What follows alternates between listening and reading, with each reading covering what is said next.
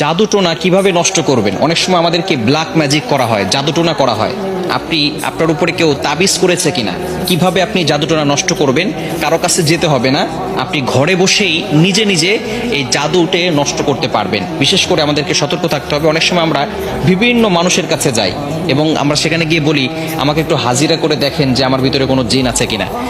তারা তো ঠিকই, যদি জিন নাও থাকে আপনার উপরে জিন একটা চালান করে দিবে, এরপরে আপনার কাছ থেকে বারবার এই জিনের মাধ্যমে ডিস্টার্ব করিয়ে আপনার কাছ থেকে টাকা খাবে। এজন্য আপনি কারো কাছে যাবেন না, নিজে ঘরে বসেই আপনি আপনার জাদুটোনা দূর করতে পারবেন, জাদুটাকে নষ্ট করে দিতে পারবেন।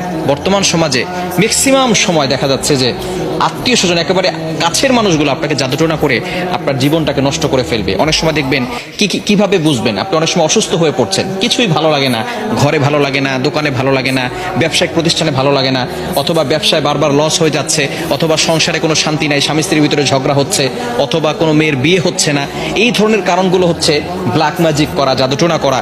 এটা হচ্ছে তার লক্ষণ। জাদুটোনা করেছে কিনা তার লক্ষণ হচ্ছে বারবার অসুস্থ হয়ে যাওয়া, বিভিন্নভাবে আপনি অসুস্থ হয়ে পড়ছেন। মেয়েটার বিয়ে হচ্ছে না, বারবার পাত্র আসে, দেখে সবকিছু ঠিকঠাক থাকে, যেদিন বিয়ে ডেট দিবে তার কিছুদিন আগে বলে বিয়ে করবো না। এরকম অনেকে হয়, অনেকে আমাদের কাছে ফোন দিয়ে বলে। এটা হচ্ছে ব্ল্যাক ম্যাজিক, জাদুটোনার একটি অন্যতম লক্ষণ। এরকম লক্ষণ যদি আপনার ভিতরে থেকে থাকে, তাহলে আপনি জাদুটোনা কিভাবে নষ্ট করবেন আজকে বলে দিব। আপনারা খুব সুন্দর করে প্র্যাকটিক্যালি দেখাবো ইনশাল্লাহ। আপনি দেখে এটা যদি প্র্যাকটিস করেন, ইনশাল্লাহ জাদুটোনা যদি থেকে থাকে তাহলে আপনি নিজেই এটা করলে আপনার জাদুটোনা কেটে যাবে। ব্ল্যাক ম্যাজিক করে আপনাকে কেউ ক্ষতি করতে পারবে না, এবং এরপর থেকে আপনাকে কিছু আমল করতে হবে। আচ্ছা, আমি আপনাদেরকে দেখাচ্ছি। কলম আছে নাকি কারো কাছে? এই যে একটা কলম। সর্বপ্রথম আপনি যে কাজটা করবেন, প্রথমে অজু করবেন।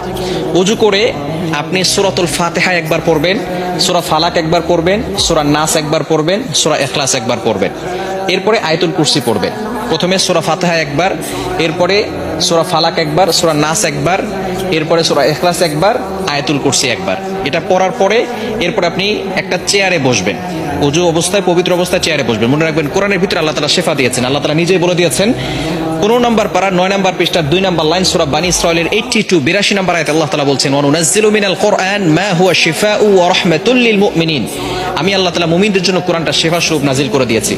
প্রথমে আপনি বসবেন একটা চেয়ারের উপরে, পবিত্র হয়ে, অজু করে পবিত্র হয়ে তারপরে বসবেন। বসার পরে একবার সূরা ফাতিহা পড়বেন, এরপরে আপনি সূরা ইখলাস, সূরা ফালাক, সূরা নাস পড়বেন, এরপর আয়াতুল কুরসি পড়বেন। এরপরে আপনি 7 বার সূরা ফাতিহা পড়তে হবে। আউযুবিল্লাহ বিসমিল্লাহ সহকারে এই যে একটা ছুরি নেবেন ডান হাতে, এটা আমি পেন দিয়ে দেখাচ্ছি, আপনি এটা ছুরি নেবেন।